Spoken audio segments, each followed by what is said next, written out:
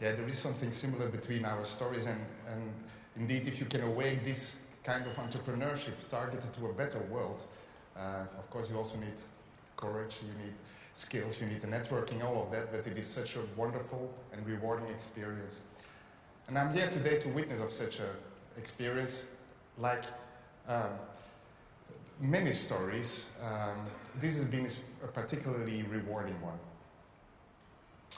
about teaching vulnerable communities how to train rats to save lives by detecting landmines and detecting tuberculosis. When I was a boy, I had two passions. One was a passion for rodents. I had all kinds of mice, hamsters, rats, gerbils, squirrels, you name it. I bred those and I sold them to pet shops. I also had a passion for Africa. I happened to grow up among African students in Belgium, and I learned a lot about African culture, which fascinated me tremendously. What fascinated me most was that I was born in a world with wealth, and they came from a totally different world. And for most things, for most expertise, for most manufactured goods, they were totally depending on another continent, on the west, the north, the so-called developed world. This is a picture from Mozambique. This person, Alfonso, is a very tragic thing. He was a rebel in the civil war, and he laid a mine on which he stepped himself. The kids around him, typical, half of Africa's population is younger than 15 years. So they are the future. And thinking more and more about how this world needs to look in the future, I thought we need to build skills in these people. And that is what can bring us and them forward. I actually, many years later, I was now an engineer, a product design engineer working in the industry, and I wasn't really happy. I didn't want to continue contributing to a material consumer society based on a linear extraction and manufacturing mode. And I wanted to do something different. I wanted to focus on appropriate technologies for developing countries. So in '95, I saw Princess Diana on TV, and she announced that landmines form a structural barrier to any development. And I thought, yes, that is really true. As long as these people can't enter to their villages, their land, they cannot farm their land, they don't have access to education, to public health, and so on.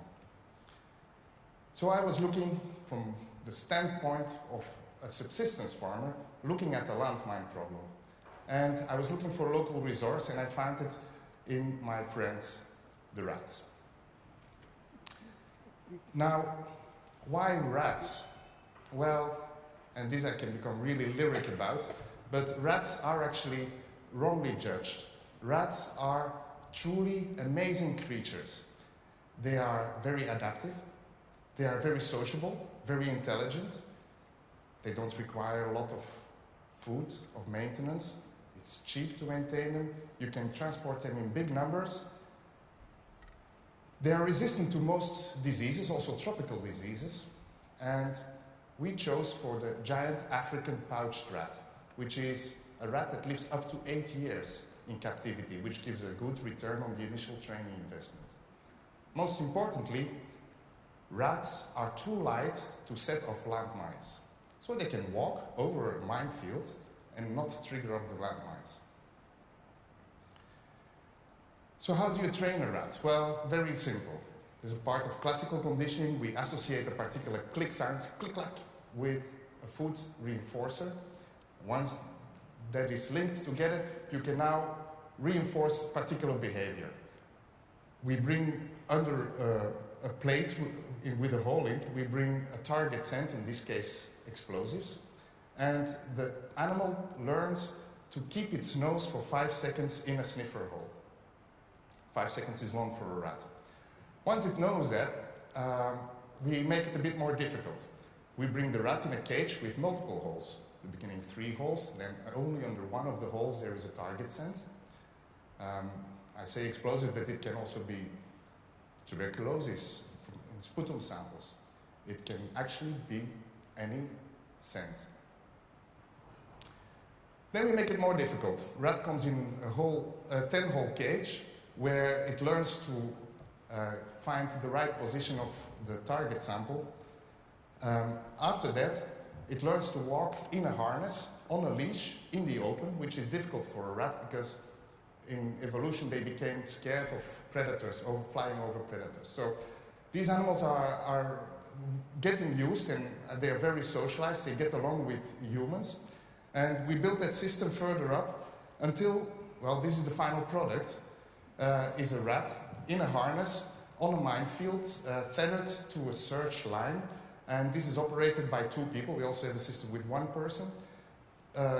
On either side of a suspected box, a person stands, there's a search line between them, and the rat systematically screens the area.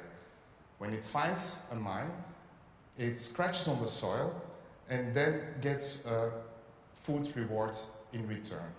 Very simple, very local, very adapted African technology. Here you see our team of the mine detection rat team in Mozambique. This is actually a technology that is African and is accepted by Africa. Mr. Kikwete, the current president of Tanzania, in his former role as Minister of Foreign Affairs and International Cooperation, actually understood this very well. This is something, an African expertise we can start exporting. In the International Conference for the Great Lakes region, he promoted his technology, he calls them MyRats, and actually convinced 11 countries in the Great Lakes region to use mine detection rats as preferred technology for mine action on their common borders. Apopo is situated in Tanzania. There we have our center of excellence, and from where we export rats to currently Mozambique. Mozambique, torn by war, multiple wars have left the country scattered with landmines. Today there are still more than 9 million square meters of suspected minefields left, and so far Apopo, with the help of the mine detection rats, have already opened more than 1.3 million square meters to original populations. That maybe doesn't ring a bell, but if you know that it has helped 44,000 families to return to their original villages and regain their lives, rebuild their infrastructure, and so on. That is what it is about. Another 10,000 people have had access now to power, which brings electricity in the evenings to all these huts in the village, and these kids can now study. This is our capacity in Mozambique. Actually, the 1.3 million square meters, we have done that with these folks. And most importantly, we can do that at a strongly reduced price. Internationally, it's accepted about $2 per square meter maximum for mine action per square meter. We can do that now at $1.18 per square meter, and we can even bring that price still down. Let me bring you to a very different problem now, tuberculosis. If you know that there's about 5,600 landmine victims last year, but there was about 1.9 million people dying from tuberculosis, if you then look for what is the highest social impact with this technology, then the choice may be fast made. In Tanzania, like many developing countries,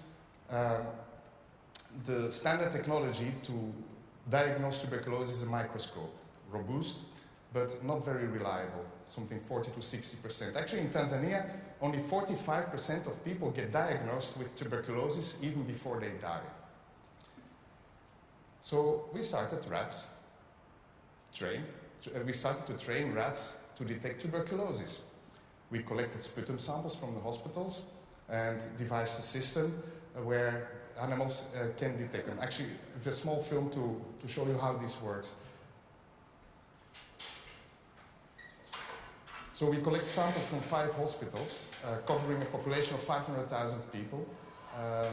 And among those, we analyzed samples so far from 15,000 patients.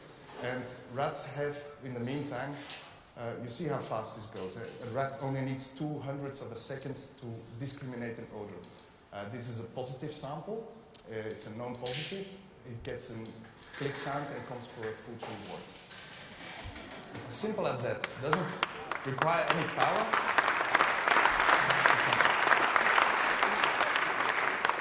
Moreover, this guy here has only a secondary level of education. Also, the cage is operated by 3 people, both trainer, handler, and observer. They all have only secondary education, just do a special trainer's course to become a rat trainer.